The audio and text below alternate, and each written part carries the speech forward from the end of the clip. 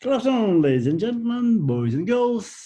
George Grisham again with stories about Denia, Valencia, Spain, and now we're looking at a most fascinating period in our history, 13th century, long ago, 800 years ago, yes. But what was done during that century is really felt still. So 780 years old. We're talking about the Reconquista of Valencia, of the Kingdom of Valencia. Reconquista, of course, meaning reconquering. The Reconquista lasted for about 80 years, 1229 to 1296, but really active part was between 29 and 44, 45. The king at the head of Reconquista was called in English James the First, not the Scottish one, but the Aragonese Valencian one. And we call him here either Jaime or Jaume Primero, and who is called the Conquistador king. And we're going to talk about his books, his laws, and the other kings he was coordinating with or he was fighting. So this is chapter 4 of our editions. And this is the first one, which is based on my book. The book is in Russian. It's in 2 volumes. It's called Denia Divina Valencia Valiosa España Esplendida. And I have written 4 chapters, 2 books, about 500 pages, and they only covered 560 years. So technically what I'm going to talk within the next 30 minutes is covered in about 100 pages of the book here. So quite a hard task. I'm trying to be brief, but look, when you're talking about a century, you can't talk less than for 20, 30 minutes. I do apologize about it, but you can always tune up, so sort of get through the unnecessary parts. The parts today will be, first of all, how did Christian and Muslim Spain look like in 1220s? Exactly 800 years ago. Who was James the First?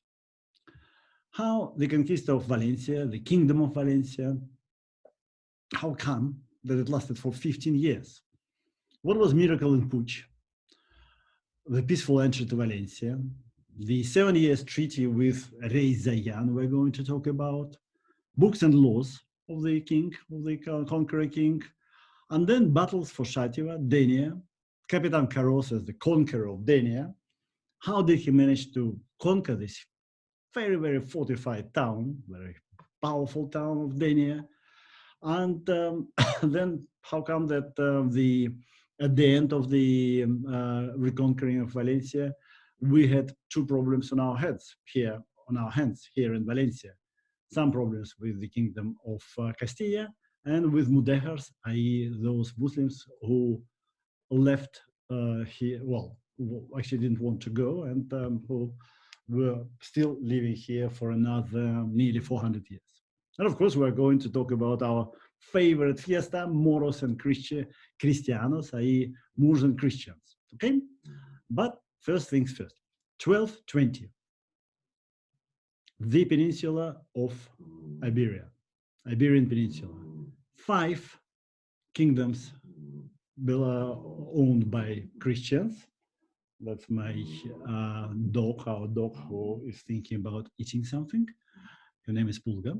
So 5 kingdoms here, Portugal, Leon, Castilla, Navarra, and Crown of Aragon. And still a very powerful Al-Andalus Muslim kingdom in the south, including the Balearic Islands, including Valencia. We're talking 1220s. And this pinkish color shows the lands which were won by Portugal, Castilla, and Valencia, and Aragon, during the 13th century. We're saying all the time that the Reconquista was quite slow. Technically, it lasted from 718 to 1492. Could you imagine? What? 780 years. But of course, there were 2 big pushes, 1040s, 1080s, and then 1212 to 1250. Both these periods of very active Reconquista coincided with weakness in the Muslim world. Then the 11th century was the period of Taifa, when the unified Caliphate of Cordoba was split into 30 or even 39 separate kingdoms, taifas, and Christians used it to move in. And then the Muslims were strengthened by the new blood from Africa in 1080s, 1090s by Almoravids and then by Almohads. But Almohads withdrew after the battles, the navales, in 1212. And again, Christians felt the weakness and they started moving. Also, if we look at the physical map of the peninsula, we can understand that the most fertile, the most interesting lands are here. Also, the most important lands from the strategic point of view. This is Valenciana. There are rivers here, there are fewer mountains here, and there is greenery. There are huertas, gardens, fruit gardens, which were all set up, planted by Arabs, by Muslims, by Egyptians, for instance, who lived here, who emigrated here from Egypt. So it was quite an interesting piece to conquer. And what happened?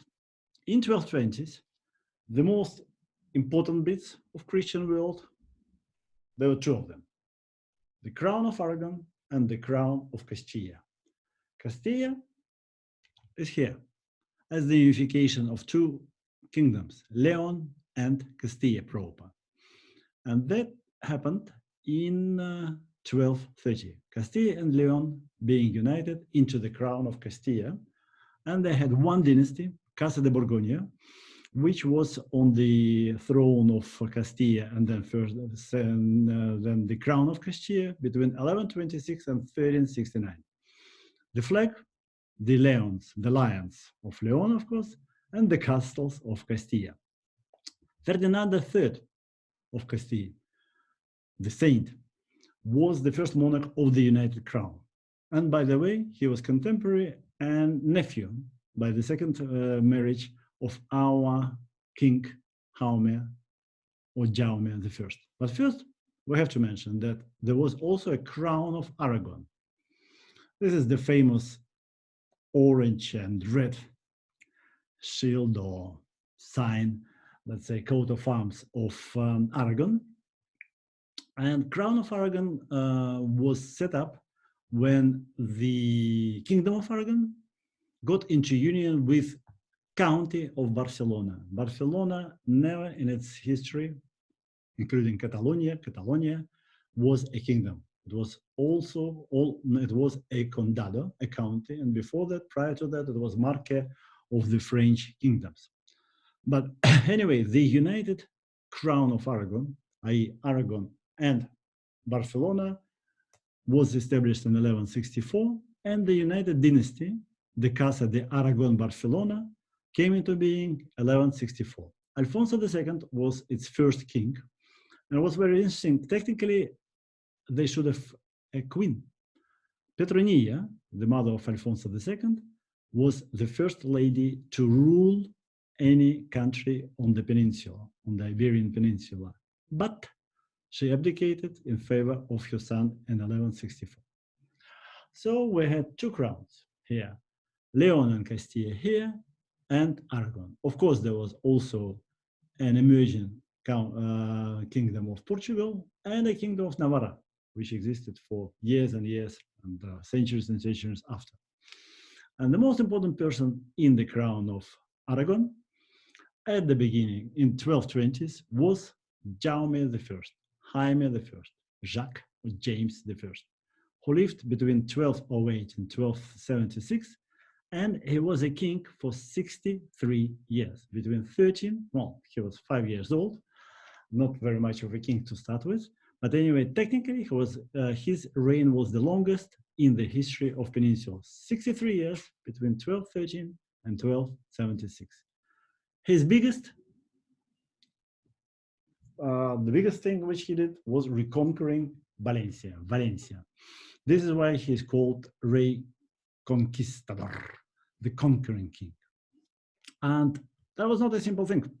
He started with Balearic Islands first, 1225, 1229, Mallorca, Minorca, and so forth. And then step by step, he won over Valenciana between 1229 and 1242, 45. While his grandson, James II, also got a bit of Murcia in 1296.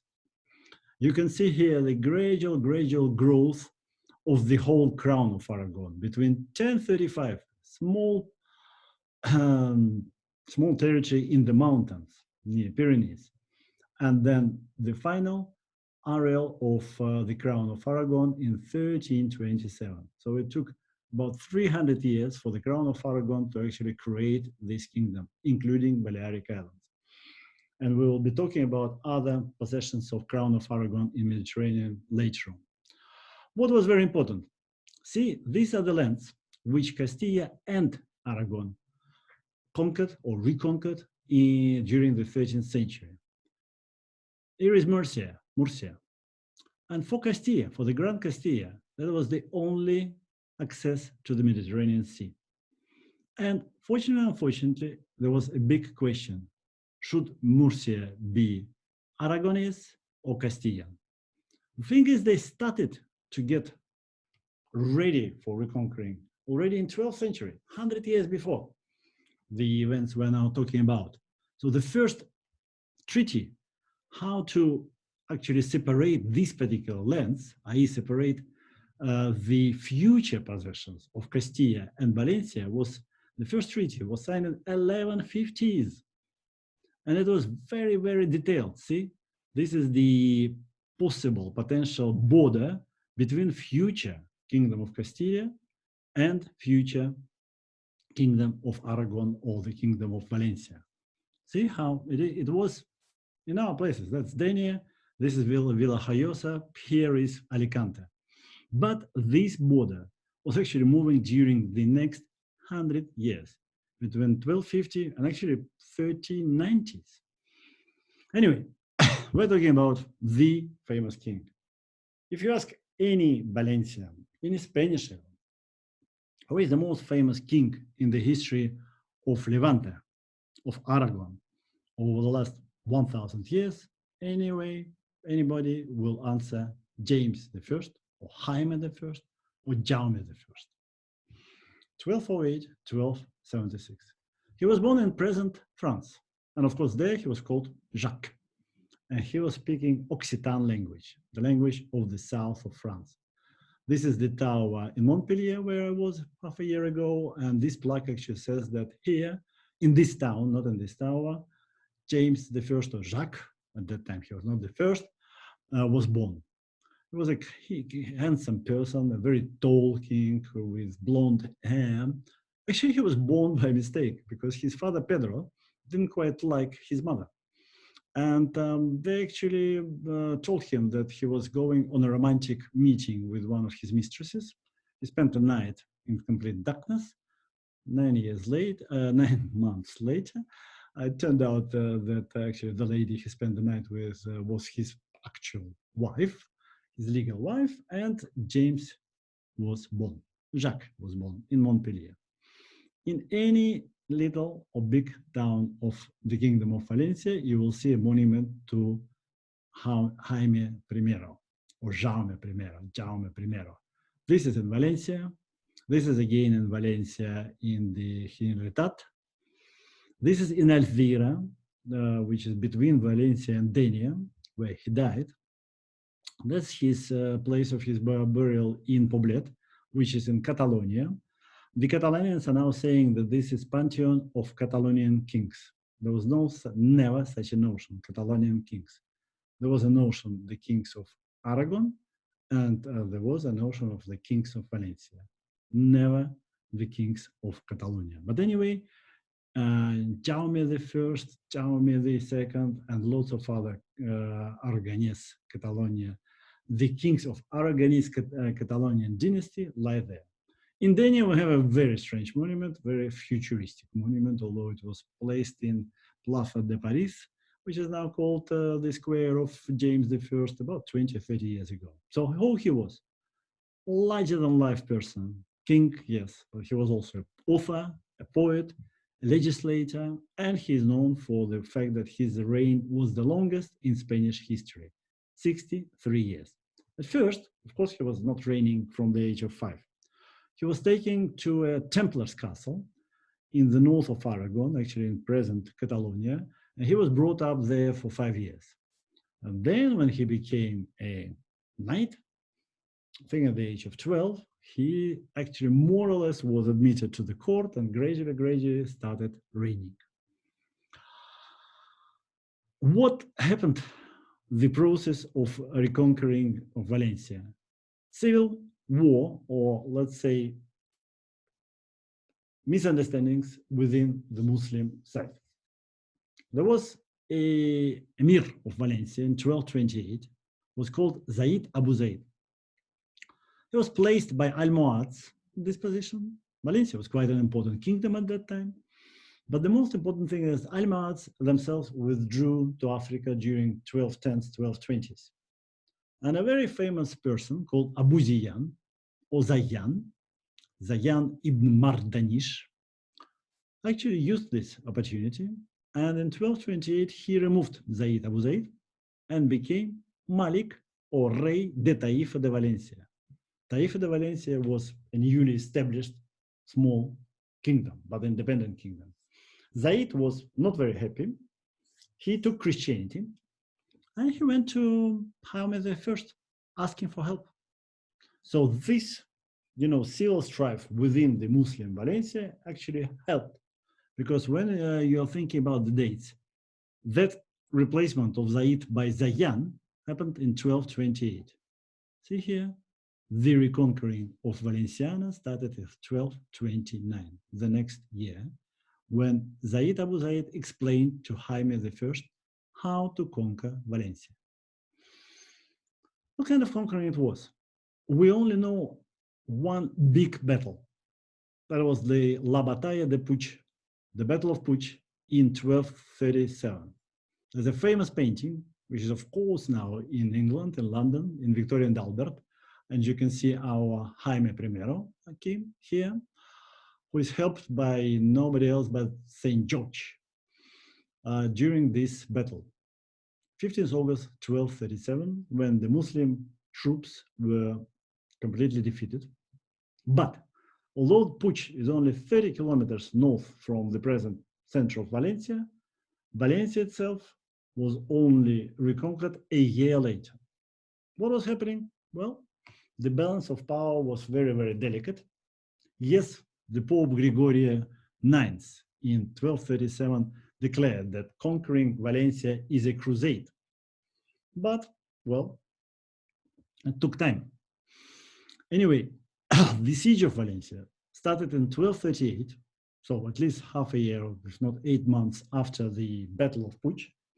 And Zayan asked other Muslim kings for help, but didn't receive any help, although his best partner, his best ally, the king of Tunisia, sent 12 or 18 vessels with provisions, with ammunition to him, but actually Christians didn't let these vessels into the port of Valencia. So the Muslims left provisions in Denia, of course, of all the places, and left. So not having received any help, Zayan decided to sign a peace treaty with Jaume the First, which he did on 28th September 1270. By that time, the troops, 1238. 28th September 1238. By that time, the troops of Jaume the First were already on the present-day territory of Valencia in the present Rufasa district. And the takeover of Valencia was very peaceful. First of all, they signed a peace treaty for 7 years that Zayan would receive all lands between Cullera and Denia, and that Christians will not be moving there. That's why conquering Valencia is 1238, conquering Denia, Xàtiva, 1244. 6 years. Yeah, 6 years. The main problem was that counting, Jaume the First was quite sort of a clever person, so he said, 7 years not by Muslim calendar, but by Christian calendar, because the calendars are different. And in the Muslim calendars, they change mid-year somewhere as regards the, let's say, Christian calendar. And also there were some other factors. So anyway, 1238, conquering of Valencia, and 1244, conquering of Denia. And by the way, Abu Ziyan himself, after having signed the peace treaty with Jaime the First, he left for Denia. And we have a street called after him in Denia. When actually you're driving into Denia for the first time, you'll see the street of Abu Ziyan. But he only spent about half a year in Denia, and then he became the ruler of Murcia, very powerful ruler. He stayed there for a couple of decades, and then he was unfortunately ousted, and he finished his days in 1270. So he lived quite a long life in Tunisia. All right, so when Denia was reconquered in 1244, it wasn't against Abu Ziyan that the Christian troops were fighting, but against a vali, which is who was a governor, Mohammed ben Sabaya, and our historian Chabas is saying he was un hombre lujurioso, a criminal, well, criminal authority. Anyway, let's first finish with Valencia. There are two important days, or rather three. First of all, Putsch, 1237. You've seen that 15th August was the battle with Muslims, and the battle was won by Christian troops. What happened then? At this time, Jaime the First, or his, well, that was a miracle. During some night, he was sitting on a hill. You can see the hill now, as I'm saying, it's only 30 kilometers from the center of Valencia. He was sitting on a hill and he saw some stars falling down. He ordered to dig up the earth in the place where the stars actually fell down, and they found a bell, and underneath the bell there was an icon. An icon is actually an Orthodox icon. Why it is Orthodox? It was Byzantium. It was actually created in 7th or 8th century, and then it was hidden by the monks when Muslims were moving into the area in 713. And then it was found again 500 years later. Now this icon is the most important icon of the Kingdom of Valencia, now of Comunidad Valenciana, and it's kept in the same monastery, Puig. Valencia itself. So as we know, the peace treaty was signed on 28th of September, or it was agreed. Most of the treaties and the books are kept either in Catalonia or in Valencia or in Puig monastery, but in Puig usually they keep only copies. But Abu Ziyan moved out of Valencia, and the troops of Jaume the First actually entered Valencia on 9th October. Since then, 9th of October is our Valencian holiday. There are lots of celebrations, lots of Valencian flags and Spanish flags. And you see, this flag is, of course, the flag of Aragon. That banner was raised by Muslims on one of the towers of the Castle of Valencia to show that they were ready to surrender. And this very, very old flag, which is actually 800 years old, is also kept, like this one, in the mayor's office in Ayuntamiento de Valencia. There is a small museum there. And when you understand that, for instance, this is the real shield of Jaume I, his sword is nearby. So these are objects which are nearly 800 years old. And it's really best to get there because the museum is not open every day, but 9th of October, if you come there, you'll be able to see all these historical treasures. So Valencia, 9th of October, 1238. Why Denia? 7 years later? Just a second. Let's speak about Jaume the First again. He is called Un Gran Rey, a great king, the founder of the reigns of the kingdom, first of all, the Kingdom of Valencia, and the creator of national identity, as far as territory of Valencia is concerned, the language, the laws, the currency, institutions, and so forth. First, he offered the fueros de Aragon. Fueros, they are laws which were used by smaller kingdoms. So Fueros de Aragon were created in 1247. Usages de Barcelona, again a set of laws for the county of Barcelona, a bit later.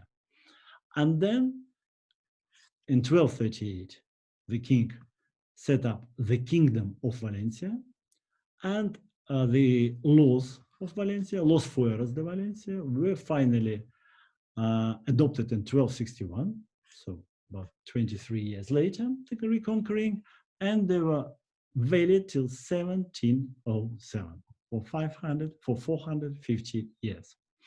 Not only this was written or created by the king was the author of the first autobiography in Europe altogether, Libro del Fets, the book of things done by the king Jaume, written in 1274. Very interesting, it was written in the Valencian language. And we're saying again and again that the language was not Catalan, it was Valencian language. Okay, so Libro de Fets, then it was the book of privileges of this town of Valencia, of the city of Valencia. And finally, there was a very interesting book, Libre del Repartiment, Redistribution Book. How could the king, even as powerful king as Jaime the First, get on his side knights? And these were knights from Aragon, from Catalonia, Navarra, from England, from Hungary, Italy, from France.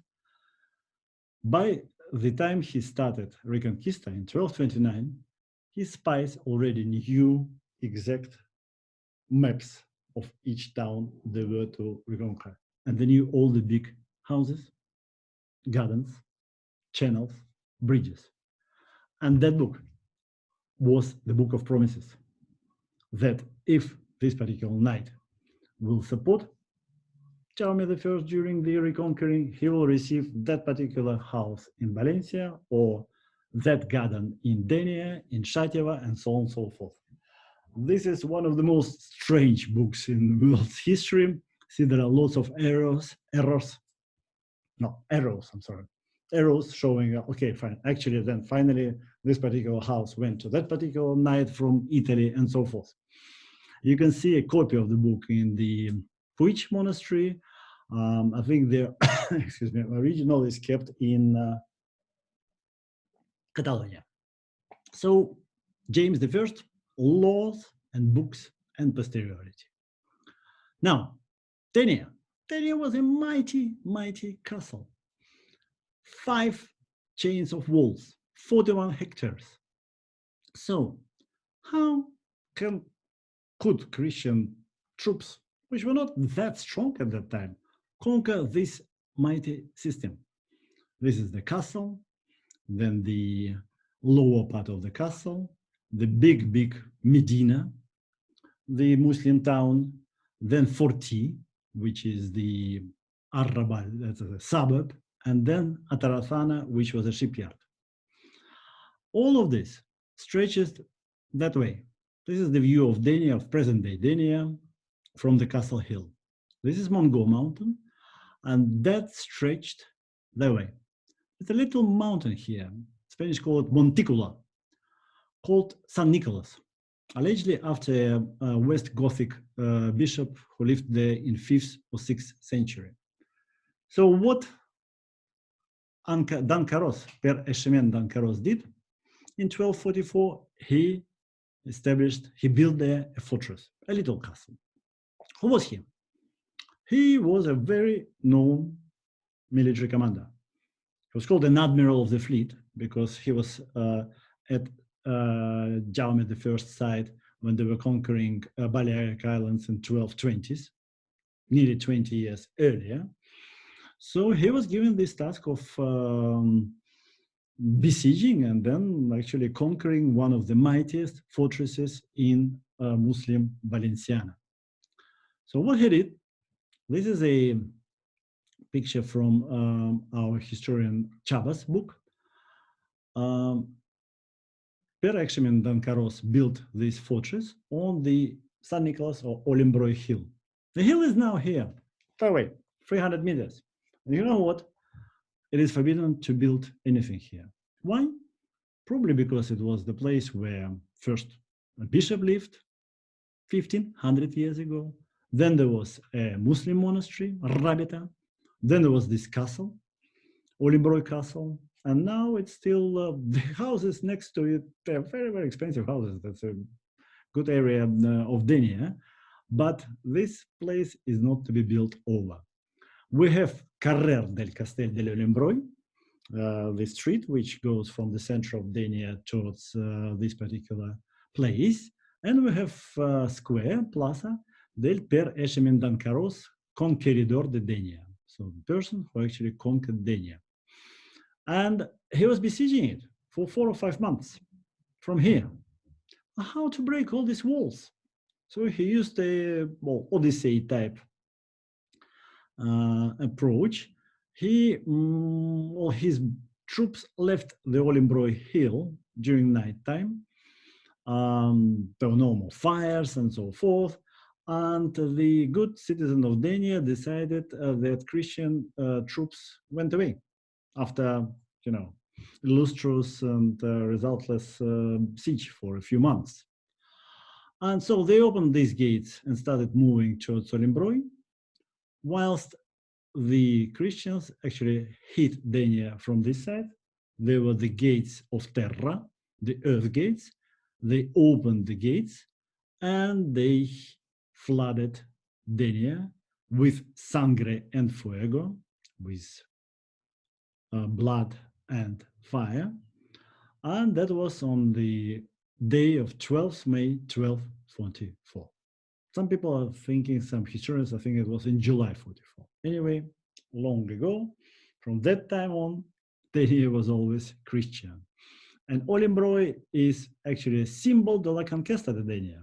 Olimbroy Castle is the symbol of the conquest, reconquering of Denia.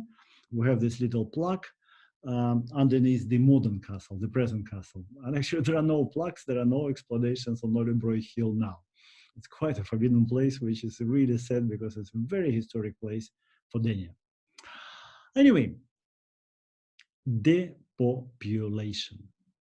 Muslims left. The whole Kingdom of Valencia, before reconquering, had 200,000 inhabitants. 20% left during 6 years after reconquering Valencia, 40,000 persons. Jaume the First. Jaume the First only brought 2,000 knights and soldiers with him, including 700 Catalans. That's why when people are saying, oh, the present Valenciano language was brought by Catalans in 1238, really. The population of Valenciano was still 160,000, and there were 700 Catalans. Of course, Valencian language by that time existed, but it didn't help much because the whole kingdom was depopulated. Look at Denia. That was enormous. That was a big, big town in 1244 before reconquering. In 1308, grandson of Jaime the First, Jaume also the Second, asked all Christians to move to this place here, which would later on be called Villa Vella, the old town. It's up in the castle hill, and there's only 4 hectares. That was 41 hectares. This is 4. So the town was absolutely depopulated during 60 years, 64 years of Christian domination. Would you imagine walking here somewhere in 1260s, 1270s? The walls are still there, but the houses stand empty. Those stood empty. Those houses which were promised by James the First, Jaume the First in the book of Redistribution, they became useless. There was no population. There were very few people who lived in Denia. So that's the lower town, the Medina, this part, seen from the hill, from the castle hill, seen from the castle. You can see the Mongol, which we are always saying looks like an elephant. And I'm now talking with you from somewhere here, our houses around here in the Mongol area. And when you look at our map, which we did with my wife and my daughter, Katerina and Polina, we did this color periodization when each particular present part of the castle of Denia was built. You will see that Some were built during Arab times, very few left. 1000 and further on. And then the next construction was in 14th, so in the 15th century. No buildings are existing in the Castle of Denia from the 13th, from the 14th century, none. There was very little construction. There was very few people to build anything. In the whole Kingdom of Valencia, you can only name 5 or 6 structures remaining. There's a very interesting church of San Felix in Xàtiva, just a bit to between the actual town and the mighty castle. Then you have San Juan de Hospital in Valencia, 13th century. The Cathedral of Valencia was started in 13th century, but of course all these beautiful structures, they're Gothic, 200 years later. And this is 40, that was some parts of the Muslim suburb of Denia, still kept. And well, I'm not sure that they were as high, as tall as this in the 13th century. And of course, the most funny thing, the most sort of beloved thing, the favorite thing in Denia and lots of other towns is the holiday, which is called Moroccicristianos, Moors and Christians, Muslims and Christians. In our Denia, it's celebrated in middle of August because we have the holiday of Ascension, which is Ascension of God Mother on the 15th. This is the most beloved holiday fiesta in the whole of Mediterranean countries, Christian Mediterranean countries, the 15th of August, and then San Roque. This is more local to the Mediterraneans, is celebrated on 16th. So 15th, 16th are the top of the holiday of the fiesta, the Moroccicristianos in Denia.